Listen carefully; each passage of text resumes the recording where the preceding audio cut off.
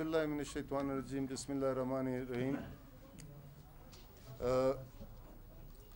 ګرانو وطنوالو، نن موږ د پښتونخوا بلډ بانک د وینې زیرمه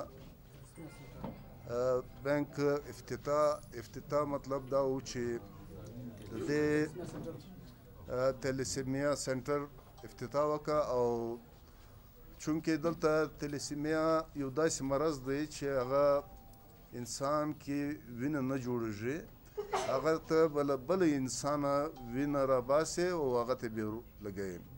وینه داسې نه ده چې څه کیمیکل داسې شیان سره ګډ کړي او دا وینه دې جوړ شي.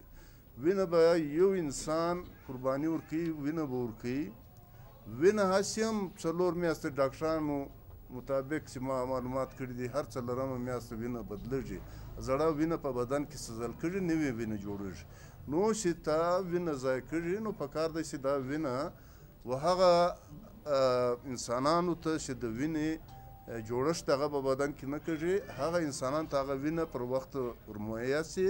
اوس هم هسې افتتاح وکړه. په دې کې ډېر ماشومان پراته وو چې دا وخت د وینې هغه ګوډې ورلګېدلي وو، او داسې بچیان هم وو چې تقریبا 12 وارې وو، واړه بچیان د 5 کلو د 4 کلو.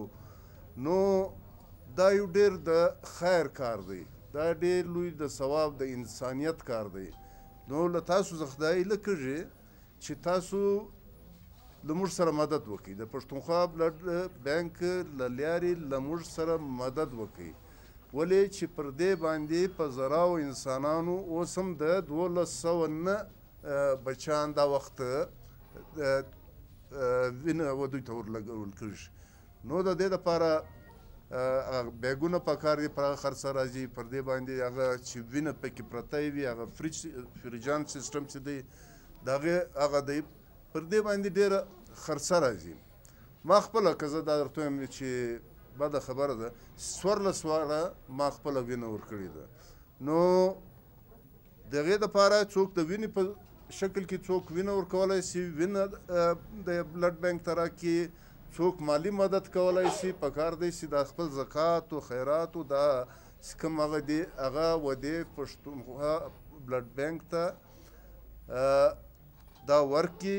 نو انشاءالله د دې به ثوابونه هم وي، د دې به هغه انسانان چې ضرورتمند دي د هغه به یو ډېره لویه حوصله افزایي هم وشي. نو د دې دپاره تاسو خپل وس و توان له دې غریب ولس، د دې معذوره ولس، د دې بچیانو سره چې د وینې ضرورت لري، د هغه دپاره خپل ډونیشن ورکوي. ستاسو به ډېره مهرباني وي.